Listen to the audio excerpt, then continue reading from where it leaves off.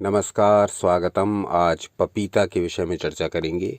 पपीता जो कि बड़ा सुपरिचित फल, किसी परिचय की आवश्यकता नहीं, पपीते के विषय में सभी लोग जानते होंगे।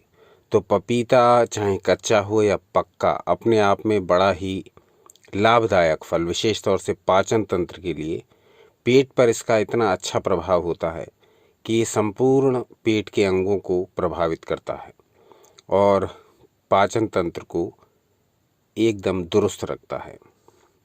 तो आयुर्वेद इस फल के विषय में क्या कहता है? वहाँ इसको अरंड ककड़ी कहा जाता है आयुर्वेद में, पपीते को। तो इस विषय में श्लोक है, एरंड करकटी क्षीरम पाचनम परमम स्मृतम फलम सतिक्त मधुरम पक्वम तो मधुरम लघु। अब इसका अर्थ ये हुआ कि अरंड ककड़ी यानी पपीता का दूध अत्यंत पाचक, पसीने को बाहर निकालने वाला, आर्तव लाने वाला, कुष्ठ को हरने वाला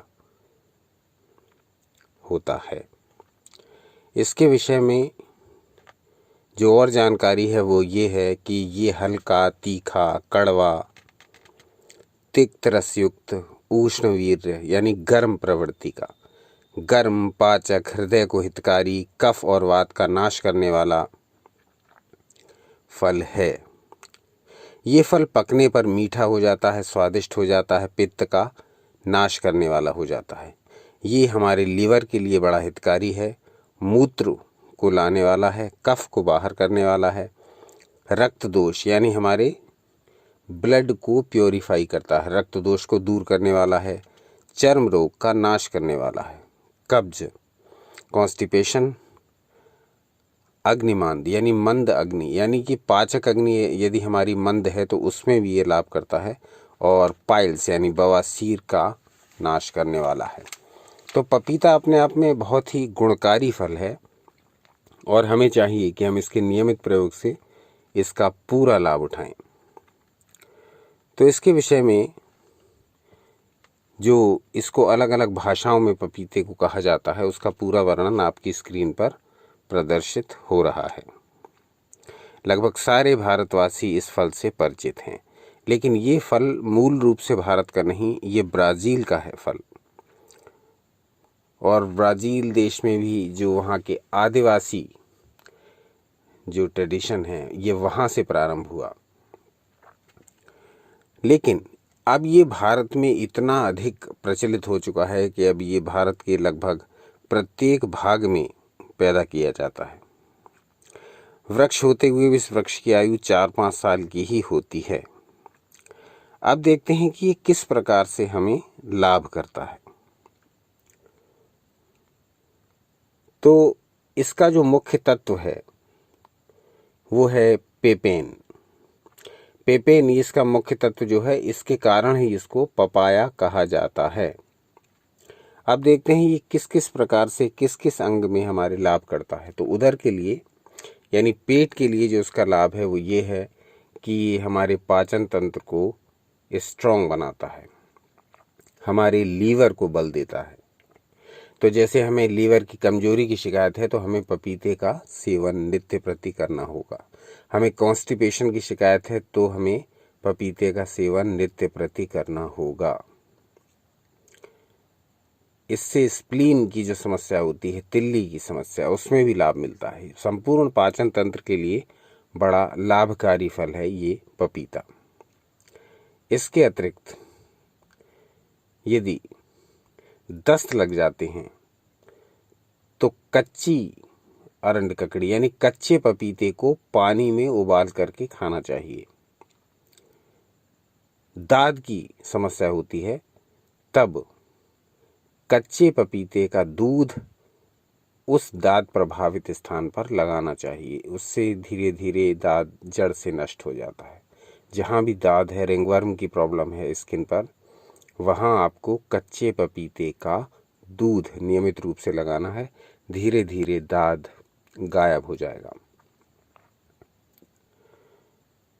अब यदि ऐसी समस्या है कि बच्चों के पेट में कीड़े हो जाते हैं या बड़े लोगों के पेट में भी कृमि हो जाते हैं, उसके लिए सबसे उचित समाधान ये है कि कच्चे पपीते का 1 चम्मच दूध प्रातः खाली पेट लें और आधा घंटे तक कुछ न खाएं। कृमिनाश के लिए ये प्रयोग बहुत उत्तम है। पाइल्स में इसके फल का रस, जो पाइल्स के मस्से हैं, उन पर दिन में 3-4 बार लगाना है। और इसके अतिरिक्त पके हुए फल को, ये तो कच्चे फल का लगाना है, इसके अतिरिक्त पके हुए फल को डेली अपने आहार में सम्मिलित करना है। अब यदि स्तनों में दूध वृद्धि के लिए हम किसी प्रयोग की बात करें तो उसमें ये प्रयोग बहुत उत्तम है। प्रतिदिन हमको कच्चे पपीते के शाक को खाना है, तब स्त्रियों के स्तनों में दूध अधिक मात्रा में बनने लगता है। उनको पका फल भी खाना चाहिए। तो क्या करना है स्तनों में दूध बढ़ाने के लिए? प्रतिदिन कच्चे पपीते को काट करके उसकी सब्जी बना करके खाइए और दोपहर में पका पपीते का भी सेवन करिए।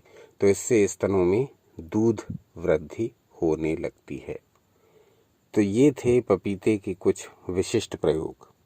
तो पपीता अपने आप में एक ऐसा विशिष्ट फल है कि जो बड़ा प्रभावकारी है। बहुत कम फल ऐसे हैं जो पाचन तंत्र में अभूतपूर्व लाभ देते हैं, और यदि हमारा पाचन तंत्र ही स्वस्थ ना हो तो हमारा पूरा शरीर स्वस्थ रह ही नहीं सकता। क्योंकि जो भी खाद्य पदार्थ हम ग्रहण कर रहे हैं वो पाचन तंत्र द्वारा ठीक से पचने के पश्चात ही हमारे रक्त में मिलता है, तब हमारे शरीर का पोषण होता है। लेकिन यदि हमारा डाइजेस्टिव सिस्टम ही गड़बड़ हो जाएगा तो हम कुछ भी खा लें, पौष्टिक से पौष्टिक पदार्थ भी खा लें, वह शरीर को नहीं लगेगा। इसीलिए जो फल पाचन तंत्र को स्वस्थ रखते हैं, जो फल आपके पेट को स्वस्थ रखते हैं, उनका नियमित सेवन किया कीजिए। और ये ऐसे 2 विशिष्ट फल हैं, एक तो है अमरूद और दूसरा है पपीता। तो अमरूद या पपीता में से किसी भी एक फल का नियमित सेवन करना आवश्यक है। तो यदि पाचन तंत्र स्वस्थ होगा तो निश्चित रूप से पूरा शरीर स्वस्थ होगा। और फल में छुपे हुए जो एंटीऑक्सीडेंट्स हैं, जो विटामिन्स, जो मिनरल्स हैं, जो एलिमेंट्स हैं, वो आपके शरीर को अलग से लाभ पहुंचाएंगे। तो मुख्य बात ये कि पपीते का सेवन अपने आप में बड़ा गुणकारी है।